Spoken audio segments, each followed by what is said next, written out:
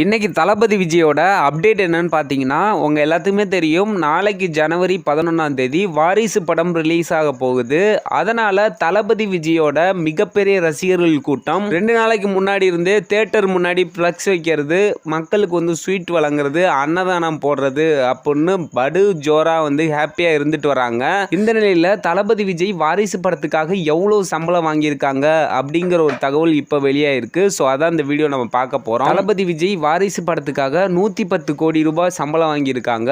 இந்த சம்பளம் பீஸ்ட் படத்தை விட அதிகம் அப்படின்னு சொல்லப்படுது. தளபதி விஜய்க்கு ஜோடியா நடிச்ச ராஷ்மிகா அவர்கள் 4 கோடி ரூபாயும், சரத்குமார் 2 கோடியும், பிரகாஷ்ராஜ் 1.5 கோடியும், ஷாம் 1 கோடி ரூபாயும் சம்பளம் வாங்கியிருக்காங்க. அது மட்டும் இல்லாம யோகி பாபு 30 லட்சமும், குஷ்பு 40 லட்சம் சம்பளம் வாங்கியதான் சொல்லப்படுது.